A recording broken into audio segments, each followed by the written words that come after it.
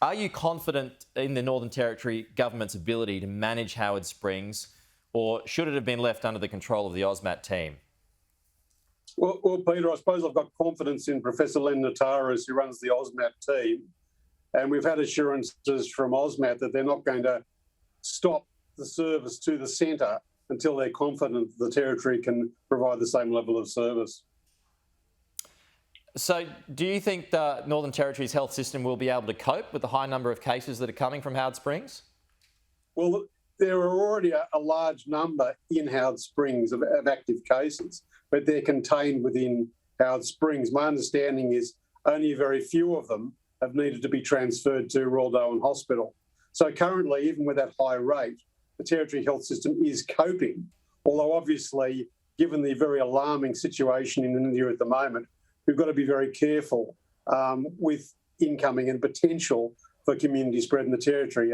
One of our big issues in the Territory is that 30% of our population are Indigenous, and the potential for major consequences in Indigenous communities with community spread is very significant. So we've got to be very careful that we've got a very high standard of quarantine, so there's virtually no risk of community spread in the Territory. The fact that it's expanding, that is going to increase the risk, isn't it, of a spread, or at least a leak leading to a spread? Potentially, and that's the real concern. In the end, it's the call for National Cabinet who made the call about cessation of all flights to mid-May, and that they may need to be extended further depending on what happens in India. But yes, that's the real concern about Howard Springs and about its potential for the local Territory population. It can never be watertight, can it? Nothing's ever watertight. Unfortunately, there's no certainty. And particularly, this is a very difficult and dangerous virus, as we're all aware.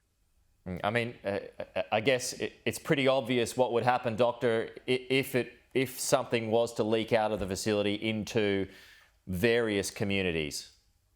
Well, yeah, we'd probably expect major impact, almost similar to what's happening in India at the moment, given the very high rates of comorbid illness in the Indigenous communities, very high rates of diabetes, chest disease, heart disease. So the Indigenous population is very vulnerable. And as yet, a lot of them are not vaccinated to protect them against the virus. For those that aren't aware of its geography, its location, Doctor, how far is it? How close is Howard Springs to the Indigenous populations and communities? Well, Peter, the Howard Springs is about 35 k's away from Darwin. It's an old workers' camp for the Impex gas plant that was developed a couple of years ago. The actual environment itself is reasonably well contained, and most people are contained within the Howard Springs Centre. There are a few local Indigenous communities that are quite close geographically, but they're sort of small camps. But given the fact that often the Indigenous community is very mobile in terms of travelling around the Territory, there's potential, I suppose, to get out from those small camps to the bigger Indigenous communities. Yeah. So what are the weak links? What are the parts of it that most concern you?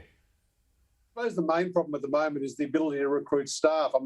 My understanding from the Health Minister is that with the Territory potentially taking over, they've only managed to recruit sort of 20% of the staff needed to run the centre. So I'm not confident that, at the time potentially for the handover from AUSMAT, they'll have the sufficient staff numbers to actually effectively run the centre, which is why it's reassuring that Professor Len Nataras has said that there's not going to be a handover till AUSMAT are confident the Territory has the staff numbers and the training to run the centre effectively. Yeah, our reporter, Matt Cunningham, who's out the front of Howard Springs this morning reporting for us, he makes the point, like you just said, the Northern Territory government said it had only filled 70 of the 400 jobs that it needed at Howard Springs ahead of its expansion. So do you think the government will be able to fill those positions? I'm very doubtful.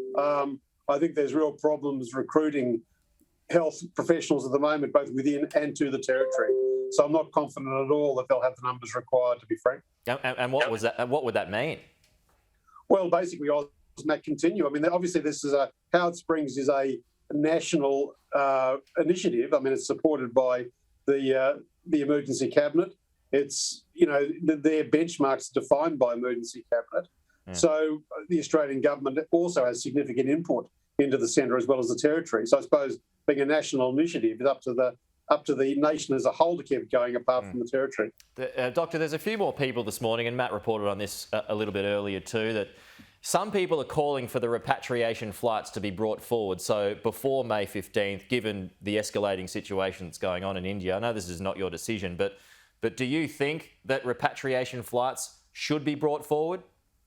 What do you mean, Peter, that existing flights ought to be... No, I think we've got to be very careful what's happening. I mean, I really feel for the population of India at the moment and for Australians that are caught in India.